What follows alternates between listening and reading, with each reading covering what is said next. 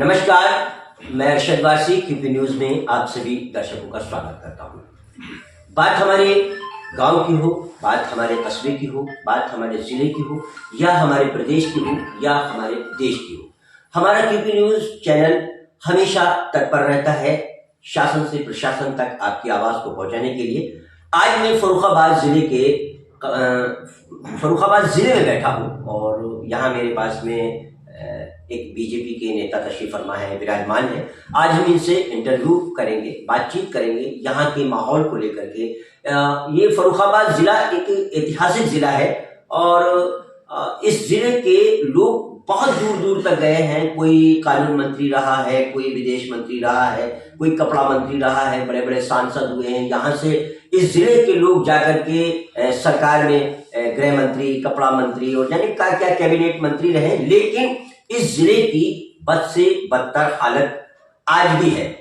और मैं बीजेपी के ये जो नेता हमारे पास बैठे हैं इनसे आपको रूबरू कराऊंगा, इनको इंट्रोडक्शन कराऊंगा, ये खुद अपना तारुफ आपको कराएंगे। उससे पहले मैं कहना चाहूँगा कि अगर हमारा चैनल आपने सब्सक्राइब नहीं किया है तो सब्सक्राइब करें और हमारी इस बातचीत को जो है अपने कमेंट्स के माध्यम से ये भी बताएं कि फर्रुखाबाद ज़िले की और जो अभी हम चर्चा करेंगे उसमें क्या त्रुटियां रहीं और क्या आगे होना चाहिए, वो भी आप हमारे इस इंटरव्यू में जो है बताइएगा।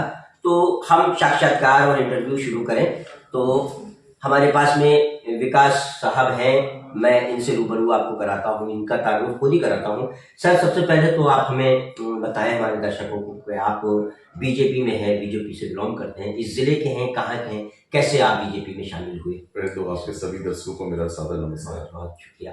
और मैं भारतीय जनता पार्टी से इस बार लोकसभा की दावेदारी कर रहा हूँ जी, और इसी जनपद का रहने वाला हूँ जी। यही मेरा पैतृक घर है यहाँ पे। अच्छा। और जिस तरीके की आपने बताया कि समस्याएं इस जिले में रही हैं जी, और पत्रकार लोग ज़्यादा जानते हैं बिल्कुल बिल्कुल सही। कि समस्याएं कहाँ तक हैं, कहाँ तक पहुँची हैं, तो उन समस्याओं को समाधान करने के लिए मैं आया। अच्छा। और जो समस्याएं इस जिले में हैं जी, वो कहीं ना कहीं मुझे भी तकलीफ पहुंचाती हैं एक आम नागरिक की हैसियत से। और हर उस आम नागरिक को वो समस्याएं हैं जो जहाँ बुनियादी सुविधाएं होनी चाहिए वो बुनियादी सुविधाएं नहीं है। पूर्व में जैसे आपने बताया कि बहुत सारे मिनिस्टर्स रहे यहाँ से, पूर्व में इतनी सरकारें नहीं, बिल्कुल, लेकिन कभी किसी ने फर्रुखाबाद के लिए नहीं सोचा। बिल्कुल बिल्कुल। और आज भारतीय जनता पार्टी की सरकार है जी, तो जो हालत पूर्व की सरकारों में इस जनपद की थी वैसी नहीं है आज की डेट में। लेकिन जो विकास कार्य होने चाहिए थे, जैसे कि केंद्र की सरकार आज की डेट में जिस तरीके से विकास कार्य करा रही है और प्रदेश की सरकार में अन्य राज्यों, अन्य जिलों में जो कार्य हो रहे हैं वो फर्रुखाबाद में कहीं ना कहीं नहीं हो पा रहे। बिल्कुल। मैं उन्हीं सब बातों को लेके इस बार दावेदारी प्रस्तुत कर रहा हूँ। लोगों से अपील करूंगा अपने चैनल के माध्यम से कि प्रत्याशी आपका वोट बहुत कुछ कहता है, बहुत कुछ बदलने की ताकत रखता है। बिल्कुल बिल्कुल बिल्कुल। प्रत्याशी कोई भी हो आप उसको बहुत सोच समझ के वोट दीजिए कि क्या वो कार्य कराने लायक है, और अगर वो करा सकता है तो उसको वोट दीजिए। क्या वो आपके स्थिति को बदल सकता है, इस जनपद की स्थिति को बदल सकता है। और आप सभी प्रत्याशियों को देख ही चुके हैं अभी तक, पूर्व में जितने प्रत्याशी रहे हैं, तो उस तरीके से सोच समझ के अपना वोट करें। अच्छा सर, यदि आपको टिकट मिल भी जाता है, बीजेपी टिकट दे देती है, वैसे तो 2 बार के सांसद साहब हैं, लेकिन मैं भी उनके विकास कार्यों से संतुष्ट नहीं हूँ, क्योंकि मैं कल जयपुर से यहाँ आया तो जो मैंने यहाँ की सड़कों की और यहाँ की गलियों की जो बद से बदतर हालत देखी, तो मुझे नहीं लगता है कि वो आप कह रहे हैं कि बीजेपी ने विकास किया होगा, किया है। और कुछ योजनाएं ऐसी हैं जो चल रही हैं, बहुत अच्छी चल रही हैं, लेकिन यदि आपको टिकट दे दिया जाता है तो आप किन मुद्दों को लेकर के जनता के बीच में पहुंचेंगे?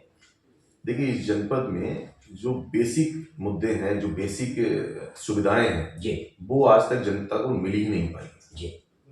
और जनता को क्या, वो मुझे खुद नहीं मिल पाई। तो उन्हीं चीजों के लिए मैं आया, जो मुझे लगता है कि इन चीजों में कमी है, इस जिले में ये चीजें होनी चाहिए। तो आप देखेंगे कि यहाँ पे 3 रेजिमेंट है, आर्मी रेजिमेंट है। जी बिल्कुल बिल्कुल। और उस रेजिमेंट्स में पूरे देश से सैनिक यहाँ पे ट्रेनिंग्स के लिए आते हैं, ट्रेनिंग से तैयार करे जाते हैं और फिर वो यहाँ से भेजे जाते हैं। बिल्कुल बिल्कुल। आप यहाँ देखेंगे कि गंगा का घाट है, गंगा विराजमान है, माँ गंगा के लिए यहाँ पे कोई भी ऐसा पर्यटन स्थल नहीं है जी जो वहाँ पे लोग जा सकें, टहल सकें, अपने बच्चों को ले जा सकें। बिल्कुल सही। पूरी गंदगी पड़ी रहती है, इतने सारे अभियान चल रहे हैं, उसके बावजूद भी आप गंगा के घाटों को देखेंगे तो बहुत ही तकलीफ भरे वो चीजें, बिल्कुल बिल्कुल सही बात, दयनीय स्थिति में है एक तरीके से बोलेंगे। आप यहाँ पे इतना पुराना इतिहास है फर्रुखाबाद का जी। यहाँ पे आप कंपिल मंदिर में जाइए जी। भगवान शिव का मंदिर है, जी। भगवान जैन का मंदिर है जी जी। और आप वहां से आगे जाएंगे संकिसा में जाएंगे, संकिसा में हाँ बौद्ध ऐसी मान्यता है कि भगवान बुद्ध वहां पे स्वर्ग से डायरेक्ट उतरे थे। जी। श्रीलंका से लाखों लोग हर साल यहाँ पे आते हैं, यहाँ पे आते हैं और इतनी समस्याएं उन लोगों को होती हैं। जी। श्रीलंका से लोग बस से तो नहीं आएंगे जी बिल्कुल बिल्कुल। तो फ्लाइट्स लेते हैं, फ्लाइट्स लेके फिर वो दिल्ली उतरते हैं, लखनऊ उतरे हैं। जी जी। तो जब इतने श्रद्धालु वहां से आ रहे हैं जी तो उनके लिए क्यों ना एक एयरपोर्ट की बात को उठाई जाए और एयरपोर्ट का निर्माण कराया जाना चाहिए। लोग रोजगार की बात करते हैं, रोजगार कैसे मिलेगा जी। अच्छा सर, मैं आपकी बात को माफी चाहूंगा, बात का काट रहा हूँ आपकी।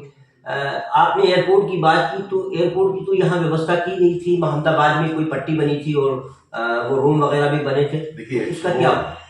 देखिए जो बड़े राजनेताओं ने अपने आने जाने के लिए सुविधाएं करी। अच्छा। आप प्राइवेट प्लेन तो उतार सकते हैं वहाँ पे, हाँ ठीक है ना जी। वो एक हवाई पट्टी है जो नेताओं के लिए सिर्फ बनी हुई है। अच्छा, ठीक है ना, जनता के लिए नहीं बनी, जनता के लिए जी, ठीक है ना जी। तो जनता के लिए, अगर जनता के लिए कुछ करना है जी तो एक एयरपोर्ट का निर्माण कराना पड़ेगा। बिल्कुल बिल्कुल। और जनता को अगर रोजगार देने की बात कर रहे हैं, जी। जो रोजगार होना चाहिए इस जिले में, तो रोजगार ऐसे नहीं मिलता है जी। रोजगार के लिए कोई भी बड़ा बिजनेसमैन अगर यहाँ आएगा जी तो उसको एयरपोर्ट की सुविधा देनी चाहिए। बिल्कुल बिल्कुल। अगर वो कोई इंडस्ट्रीज यहाँ डालेगा तो कैसे डालेगा, वो इन टूटी सड़कों पे नहीं आएगा। आज हमारे जिले का दुर्भाग्य है कि यहाँ पे एक भी नेशनल हाईवे नहीं है, एक सिंगल नेशनल हाईवे नहीं है। बिल्कुल बिल्कुल। अब इटावा बरेली जो हाईवे भी है वो लिंक नेशनल हाईवे जी। है, ना कि नेशनल हाईवे। अच्छा। और उसका भी निर्माण आप देखेंगे तो 75 सालों बाद आज चौड़ीकरण हो पा रहा है। जी जी जी। 75 वर्षों बाद। अच्छा अच्छा, ये अभी चर्चा जो चल रही थी नेशनल हाईवे, ग्रीन हाईवे, क्या सांसद जी ने अभी उद्घाटन भी किया था कुछ समय पहले, मेरे पास जयपुर में खबर पहुंची थी।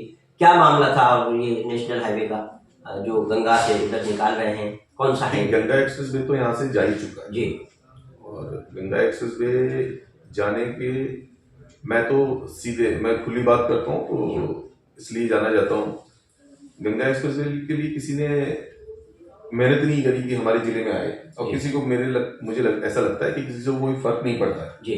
इस जिले में एयरपोर्ट हो, एक्सप्रेस वे हो जी, तो किसी जनप्रतिनिधि को कोई फर्क ही नहीं पड़ता कि है तो ठीक है, नहीं तो जनता तो वोट दे ही रही है और वो तो सब चीजें हो ही रही है जैसा अभी है। और अभी ग्रीनफील्ड एक्सप्रेस वे भी आने वाला था। जी जी जी, उसी की मैं जिक्र कर रहा हूँ। जी जी, तो ग्रीनफील्ड एक्सप्रेस वे भी अभी होल्ड हो चुका है। तो उसमें क्या अड़चने आ गई हैं, क्यों ऐसा क्यों हुआ? देखिए ये तो कोई अड़चन नहीं आई है, लेकिन अगर आप अच्छे से डिमांड करेंगे किसी चीज को तो आपको दी जाएगी।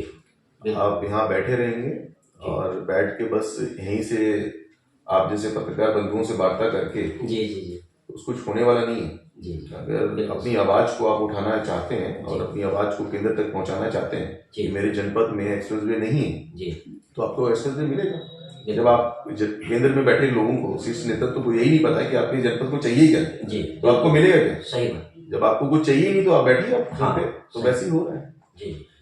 अच्छा सर, आप कह रहे हैं कि हमारी सरकार ने विकास किया है, लेकिन ग्रामीण क्षेत्र में जब हम अपना माइक और ये लेकर पहुंचते हैं तो वहाँ की जो दयनीय हालत है उसके विषय में आप क्या कहेंगे? देखिए जैसे कि प्रधानमंत्री आवास योजना है, उसमें तमाम ऐसे घोटाले हमारे सामने आते हैं कि पैसा लेकर के मकान दिया जा रहा है, जो विकास है दिया जा रहा है, कॉलोनी के नाम पे जो होता है वो दिया जा रहा है, पैसे लेके 10-10 हज़ार 20-20 हज़ार ले लेते हैं। और एक तरफ गौ माता की बात आती है कि बीजेपी कहती है गो रक्षक दल भी बना दिया है, गौ माता की इतनी बद से बदतर हालत है। अभी हमारे उन्नाव की एक संवाददाता ने वीडियो भेजी है गौशाला की, जिसमें कुत्ते गाय माता को नोच रहे हैं जिंदा, और वो गौशाला है। तो इसमें आप क्या कहना चाहेंगे कि ग्रामीण क्षेत्र की ऐसी हालत क्यों है, जबकि हम विकास के बहुत बड़े बड़े दावे कर रहे हैं? देखिए, प्रशासन अगर गौरक्षक दल बनाया गया है, प्रशासन उसको समीक्षा कर रहा है, प्रशासन को उसको देखना चाहिए। जहाँ पे भी इस तरीके की समस्याएं आ रही हैं, जिस जिस जिले में आ रही है, वहां पे प्रशासन को जाना चाहिए। मुझे नहीं लगता मेरे जिले में ऐसा कोई समस्या है यहाँ पे। हाँ, नगर पालिका परिषद ने जिस तरीके से ये आवारा जो पशु घूम रहे हैं, तो नगर पालिका को ये जिम्मेदारी दी गई है कि उनको पकड़ के गौशालाओं में, अगर गाय वगैरह है तो गौशालाओं में छोड़ी जाए। हाँ बिल्कुल, ठीक है। और उनको जो आवारा पशु हैं उनको एकत्रित किया जाए, कहीं पे भी बंद कराया जाए। दूसरी चीज आपने बताई कि ग्रामीण में लोगों की समस्याएं कि विकास कार्य नहीं हुए। मैं आपको बताऊं, जितने विकास कार्य इस सरकार में हुए उतने पूर्व की सरकारों में तो हुए ही नहीं थे कभी। आपने आवास योजना की बात करी है। देखिए, इल्जाम तो कोई भी लगा सकता है, और मैं नहीं चाहता, मैं ये भी आपकी बात को भी रखता हूँ कि हाँ, कहीं ना कहीं ये धांधली चल भी रही है, पैसे लेके आवास दिए जा रहे हैं। लेकिन 4 करोड़ से ज्यादा आवास प्रधानमंत्री जी द्वारा दिए गए हैं, और मुझे नहीं लगता गरीबों को इतनी बड़ी सुविधाएं किसी भी सरकार में दी गई हो। उसमें जितनी केंद्र में सरकार रही, कांग्रेस की गवर्नमेंट रही है, तो मुझे नहीं लगता उन्होंने गरीबों के लिए कभी कुछ सोचा है। आप राशन की बात करेंगे तो आज कोरोना काल से लेके अभी तक राशन मुफ्त दिया जा रहा है। किस सरकार में इतना कभी कुछ हुआ? बड़ी बड़ी आपदाएं पहले भी आई हैं, लेकिन किसी भी सरकार ने इस तरीके की समस्याओं को, मतलब जनता की समस्याओं को समझा नहीं। प्रधानमंत्री जी जमीन से जुड़े हुए आदमी हैं, और उन्हें पता है कि एक गरीब का दर्द क्या होता है, और वो गरीब के दर्द को समझते हैं। इस वजह से ये कदम उन्होंने उठाए हैं कि लोगों को आवास दिए जाने चाहिए, लोगों को राशन दिया जाना चाहिए। कि अगर मान लो उनके पास रोजगार नहीं है और इस तरीके की आपदाएं जो आई हैं कोरोना काल में से लेके, तो उसमें कहीं ना कहीं लोगों को कहीं ना कहीं सहूलियत मिल सके। इस तरीके की योजनाएं हमारी सरकार हमेशा लाती रही है और लाती रहेगी। आप देखिए ना, किसानों के लिए किसी ने क्या किया? लोग बड़ी बड़ी बातें करते हैं कि किसानों को हमने ये दिया, किसानों आंदोलन कर रहे हैं। किसानों के लिए कौन क्या? किसान तो अभी भी आंदोलन कर रहा है। किसान आंदोलन कर रहा है, लेकिन वही किसान को प्रधानमंत्री जी द्वारा किसान सम्मान निधि पहुंचाई जा रही है। अभी किसान समृद्धि जो आप कह रहे हैं, किसान निधि सम्मान निधि में मोदी जी ने ही जो है ऐलान किया था कि जो चावल है, जो आपका धान है, वो 3100 रुपए किलो क्विंटल के हिसाब से आपका खरीदा जाएगा। लेकिन वो किसान मर रहे हैं। अभी कई वीडियो अपलोड हुई हैं जो समाचार में आ रहे हैं कि 2100 में बेचने में बेचारे किसान मजबूर हो गए। तो वो कहाँ उन्होंने अपना वादा निभाया, कहाँ सम्मान निधि चली गई? नहीं, सम्मान निधि तो मिल ही रही है। सम्मान निधि कहाँ नहीं मिल रही है? आप बताइए ना मुझे। सम्मान निधि नहीं मिल रही है लोगों को, आप मुझे बताइए। मुझे तो किसी किसान की किसी ने नहीं बताया कि भाई हमें इतने हजार मिले। अभी मैंने सिर्फ अखबार में देखा कि सम्मान निधि में 12,000 रुपए जो है वो बढ़ा दिए गए। नहीं तो आप किसानों के बीच में चलिए, मेरे साथ चलिए, मैं आपको बताता हूँ। आप मेरे गाँव में चलिए, यहाँ आसपास के गाँव में चलिए, और मैं दिखाता हूँ ना, ऐसे हजारों किसान दिखा देंगे जिनके सम्मान निधि आ रही है और वो लोग निकाल रहे हैं बिना किसी उसके कि कोई प्रधान उसमें ले रहा हो, कोई नहीं ले रहा, क्योंकि डायरेक्ट किसान निधि लोगों के खाते में आती है। अब मेरे साथ चलेंगे तो मैं आपको हजारों खाते, यहाँ तक कि सामने ग्रामीण बैंक है, आप जाके ग्रामीण बैंक में पता कर सकते हैं कितने लोग लाइन लगा के खड़े होंगे किसान सुबह कि जो किसान सम्मान निधि आती है उनसे उनका घर का खर्चा चलता है। आप पूर्व सरकार में कोई भी ऐसी कोई निधि बता दो जिसमें किसानों के लिए 2 रुपए भी दिया हो। पूर्व की सरकारों ने किसान के लिए क्या 2 रुपए दिया? आज की डेट में कभी मैंने तो नहीं देखा, मेरी इतनी बड़ी जिंदगी में मैंने कभी नहीं देखा कि किसानों के लिए किसी सरकार ने 2 रुपए भी भेजे उनके खाते में। यहाँ तक कि जो भेजे भी जाते थे तो बस ऊपर तक ही रह जाते थे, उनके खाते तक नहीं पहुंच पाए। यानी कि 1 रुपया अगर भेजा गया तो वो वहां तक 10 पैसे भी नहीं पहुंचे, 10 पैसे भी नहीं पहुंचे, बस कागजों में पहुंच गए कि 10 पैसे पहुंच गए। तो इस सरकार में ऐसा नहीं है। इस सरकार में सारी पारदर्शिता है। डिजिटल इंडिया को कितना ज्यादा बढ़ावा दिया गया आप देखिए। आज की डेट में डिजिटल इंडिया को बढ़ावा देने के आपने देखा होगा पहले कितनी लूटमार होती थी, कितनी लूटमार होती थी कि यहाँ गए उसके पैसे छीन लिए, यहाँ गए उससे लूट हो गई, यहाँ गए उससे पकड़ के गोली मार दी गई। आज की डेट में देखिए ना कहाँ लूटमार हो रही है।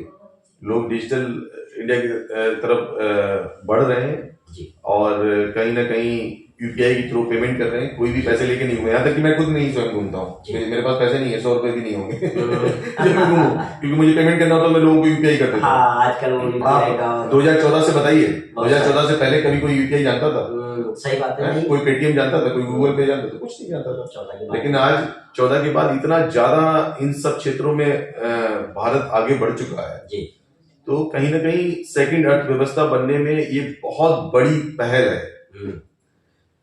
पूर्व की सरकारों में इतने घोटाले हुए हैं जी, चाहे वो कोल घोटाला ले लीजिए, उनका 2G घोटाला ले लीजिए, उनका SBI बैंक फ्रॉड ले लीजिए 1992 में, तो इतने घोटाले जितने हुए हैं, अगर ये घोटाले ना होते तो भारत ना जाने कब का विश्व शक्ति बन चुका होता। लेकिन आज की डेट में प्रधानमंत्री जी द्वारा इतना सब कुछ करने के बावजूद आज हम लोग सेकंड अर्थव्यवस्था बने हैं, तो कहीं ना कहीं उनका बहुत बड़ा योगदान है। और लोग कहते हैं कि कांग्रेस आज की डेट में चिल्लाती है कि उन्होंने ऐसा नहीं किया, 2 करोड़ लोगों को रोजगार देने की बात कही थी, रोजगार नहीं दिए। तो मैं उनको बताना चाहूंगा कि अगर इतने घोटाले आपकी सरकार में नहीं होते तो रोजगार तो पहले से दे दिए जाते। तो आपको मोदी जी को लाने की जरूरत नहीं पड़ती, या मोदी जी को आने की जरूरत नहीं पड़ती। अगर आप लोग सरकार सही से चलाते और लोगों को ये सारी सुविधाएं देते रहते तो मोदी जी को आने की जरूरत क्या थी? आप स्वयं लेके आए हैं उनको, मोदी जी को। सही, और आप स्वयं लेके आए हैं तो चिल्लाते रहिए, और 2024 में फिर से मोदी जी की सरकार बनेगी और ये लोग विपक्ष में बैठने के लिए तैयार हो जाए। अच्छा, चलिए, खैर ये तो हमारे देश की बात रही, देश की राजनीति की बात रही। वो मोदी जी बहुत बड़े लेवल पर है, प्रधानमंत्री है। हम फर्रुखाबाद की बात करते हैं। हमारा फर्रुखाबाद है, हमारा जिला है, हमारा ऐतिहासिक जिला है। यहाँ की जो व्यवस्था है, जो यहाँ की बदहाल हालत है, उसके लिए आप क्या करेंगे? देखिए, अगर मुझे चांस देते हैं जी, भारतीय जनता पार्टी से, अगर मुझे टिकट मिलता है जी, और मैं जीत के आता हूँ जी, तो इस जिले को मैं पूरी कोशिश करूंगा कि स्मार्ट सिटी में दर्ज कराने की। अच्छा, क्योंकि यहाँ पे इतने पर्यटन स्थल है, यहाँ पे 3 रेजिमेंट है जी, गंगा का घाट है जी, इसको रिवर फ्रंट बनाने की कोशिश करूंगा जी, ठीक है। अपना तीनों जो पर्यटन स्थल हैं जी, उनको भव्य पर्यटन स्थल बना के यहाँ पे एयरपोर्ट का निर्माण कराऊंगा जी, और अपने इतने भी एक्सप्रेस वे हमारे इधर से जो अभी आने वाले हैं जी, उनको पूरी लाने की कोशिश करूंगा जी, और उनको लाया जाएगा। जी, यहाँ पे मेडिकल की सुविधाएं नहीं है, मेडिकल कॉलेज के निर्माण कराए जाएंगे। जी, जिस तरीके की स्वास्थ्य सुविधाएं हैं उनको बेहतर कराया जाएगा। जी, बिजली की जो जर्जर व्यवस्था है उनको बेहतर कराया जाएगा। जी, जहाँ पे भी बंच लाइन्स नहीं पड़ी हैं, अंडरग्राउंड लाइन नहीं है, अंडरग्राउंड लाइन्स कराई जाएंगी। जी, बच्चों के लिए पार्क की व्यवस्था कराई जाएगी। जी, सभी ब्लॉक विकास खंडों में जी, जितनी भी खेलकूद के लिए जो बच्चों के लिए होने चाहिए जी, सुविधाएं, जी, वो सब सुविधाएं कराएंगे हम। जी, और जैसा कि मेरा विजन है कि मैं रहा हूँ मेट्रो सिटीज में, तो मुझे पता है कि वहाँ क्या क्या सुविधाएं होनी चाहिए और उस तरीके की सुविधाएं मैं अपने पूरे जिले में लाने के लिए एकदम आप समझिए दृढ़ इच्छा से लगा हूँ और लगा रहूंगा जीवन भर, जब तक मैं यहाँ के लिए कार्य करूंगा। और वो जब तक सुविधाएं मैं यहाँ की जनता जब तक बोलने ना लगे कि ये सुविधाएं इस तरीके की हमारे जनपद को मिल चुकी हैं, तब तक मैं उनको रोकूंगा नहीं अपने प्रयासों को, और मैं प्रयास करता रहूँ। बिल्कुल, बिल्कुल। तो सर, आप अपनी उत्तर प्रदेश सरकार से तो संतुष्ट हैं, लेकिन मुझे लग रहा है कि फर्रुखाबाद की सरकार से आप संतुष्ट नहीं हैं। हाँ, कहीं ना कहीं मैं फर्रुखाबाद के जनप्रतिनिधियों से संतुष्ट नहीं हूँ जी, और मैं केंद्र सरकार से और प्रदेश सरकार से संतुष्ट हूँ, और आप भी संतुष्ट होना चाहिए, क्योंकि केंद्र और प्रदेश सरकार में जितनी भी योजनाएं चल रही हैं जी, आप कन्नौज जाके देख लीजिए ना जी, कन्नौज में हाईवे नहीं बने क्या? हाँ, क्या मंडी स्थल नहीं बने क्या? बिल्कुल, आप आसपास के मैनपुरी में जाके देखिए, क्या मैनपुरी में नहीं ये चीजें हुई हैं? एक मैनपुरी में मुलायम सिंह जी सांसद थे और उन्होंने बड़े बड़े पार्क बनाए जी। अब हमारे फर्रुखाबाद में एक पार्क बता दीजिए, एक भी पार्क नहीं। बल्कि यहाँ की तो जो बड़े शहरों की मेन गलियां हैं वो यहाँ की मेन सड़कें हैं। बस आप ये देख लीजिए, हमें पूरे जिले में एक डिवाइडर, एक रोड नहीं है जी, जो ट्रैफिक की अच्छी से व्यवस्था हो। ट्रैफिक की बहुत बदहाल हालत है। अभी जब हम लोग आ रहे थे तो ये सिंगल रोड बन रहा है जी, सीमेंटेड, यहाँ एक तरफा वाहन जा रहे हैं, वो भी अब बन रहा है। ये तो बहुत अच्छी बात है, प्रशासन को धन्यवाद देना चाहूंगा। हाँ, कि मंडी रोड का निर्माण कार्य उन्होंने जल्दी से जल्दी शुरू करा दिया जी, और मैं चाहता हूँ जल्दी से जल्दी बना के उसको कंप्लीट करें। लेकिन वो 3 दिन से तो मैं उसको बंद पड़ा देख रहा हूँ। हाँ ठीक है, मैं उनसे यही कहना चाहूँगा जल्दी से जल्दी उसका निर्माण करें। जी जी जी। तो ये थे हमारे विकास राजपूत जी। ये फर्रुखाबाद ज़िले से लोकसभा से टिकट की मांग कर रहे हैं और इन्होंने अपना एजेंडा बता दिया है कि ये फर्रुखाबाद की जो बदहाल हालत है, बद से बदतर हालत है, इसके विकास के लिए ये प्रयासरत हैं और ये कोशिश ये कर रहे हैं कि अगर इनको बीजेपी ने, आला कमान ने इनको टिकट दिया और ये लोकसभा जीते तो ये फर्रुखाबाद को वाकई में है जो इसका नाम है उस हिसाब से करने की कोशिश करेंगे जरूर। हाँ, तो हमारे इस वार्तालाप को, इस साक्षात्कार को, इस इंटरव्यू को आप अपने माध्यम से देखें, कहाँ तक सही है, कहाँ तक गलत है, हमें कमेंट्स के माध्यम से जरूर बताएं। नमस्कार, धन्यवाद।